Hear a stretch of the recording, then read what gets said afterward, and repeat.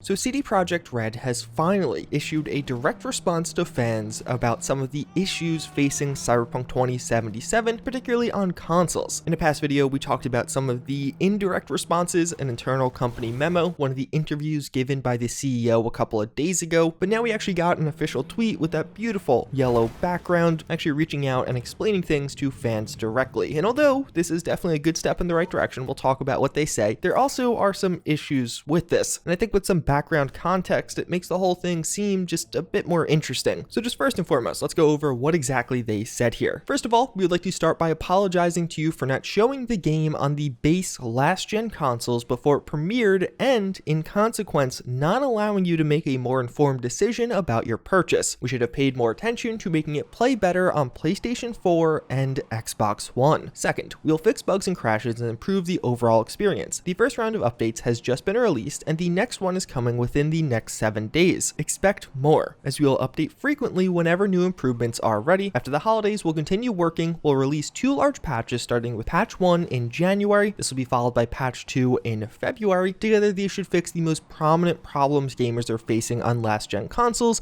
We'll be informing you about the contents of each patch ahead of their release. They won't make the game on last-gen look like it's running on a high-spec PC or next-gen console, but it will be closer to the experience than it is now. Finally, we would like everyone who buys our games to be satisfied with their purchase. We would appreciate it if you would give us a chance, but if you are not pleased with the game on your console and don't want to wait for updates, you can opt to refund your copy. For copies purchased digitally, please use the refund system of PSN or Xbox respectively. For box versions, please first to try to get a refund at the store where you bought the game. Should this not be possible, please contact us at, and then their email, and we'll do our best to help you. Starting from today, you can contact us for a week up until December 21st, 2020. PS, PC gamers will also be getting regular updates and fixes improving their game. So upon a first read, I feel like this sounds really good, and upon even subsequent reads, there are still parts of this that are really good, but there's also some issues I definitely take with it. And although it seems really nice at first glance, some of this stuff is a little bit less impressive when you look at the context. So right off, starting with the first paragraph, they apologize for not showing the game on base last-gen consoles and not allowing people to make more informed decisions about their purchase. So I totally agree that this is a bad thing, but I would argue even the instances where they showed the last-gen consoles, that being the Xbox One X and the PlayStation 4 Pro, in particular with the PS4 Pro, it almost looks like they deliberately used gameplay that would show the game in the best light. It wasn't necessarily a true representation. There's slow driving, there was no combat in the PS4 Pro gameplay, that was only in the PS5 gameplay, and of course that combat, if shown on the PS4 Pro, would have shown massive frame drops. So though yes, it is worse to not show any gameplay on last-gen consoles at all, I would say even some of the gameplay shown was kind of beating around the bush, not driving full open in a car, because you probably knew if you drove full open, the frame drops would be a bit more obvious. This also doesn't directly mention the whole oddity with the review code situation, not sending out console review codes, but that technically would be encapsulated with their statement in not allowing you to make a more informed decision about your purchase. Sort of the bat, a decent start. I feel like the informed purchase aspect is the critical point with console users right now. They should have been way more transparent, and it is good that they're recognizing that. I feel like the line that we should have paid more attention to making it play better on PlayStation 4 and Xbox One is definitely a dangerous one. I imagine that'll trigger quite a few people. It just seems in poor taste to me. You should have paid more attention to making sure the product you're selling for $60 actually works. I don't think running at sub 20 FPS in moments is working. I think for the vast majority of people, that is an unacceptable level of quality, not to mention all the other bugs and glitches. With the second paragraph and them laying out that timeline for patches, I actually really appreciate this. I think this is exactly the approach they should be taking. Full transparency as to when you could kind of expect the game to be fixed or in a significantly less buggy nature. To me, what this means is we're going to have another update probably this week, perhaps early next week at the latest, and then that'll be the end of updates for 2020. CD Projekt will go on holiday, then we'll have 2 bigger patches in January and February. Now it almost seems like this is also in effect giving them almost a 2.5 to 3 month timeline to fix the game, which is kind of insane. Now of course we have to see how much this next update as well as the one in January does improve things, but also it makes you wonder how much can they improve things? Can they get console versions to never drop under 20 FPS, never drop under 25 FPS? But at the very least, I will be happy when they actually put out some of those patch notes early. You can expect the changes on the horizon, and I think as a consumer this should give you a lot more confidence in them fixing this. With The Witcher 3, it also launched with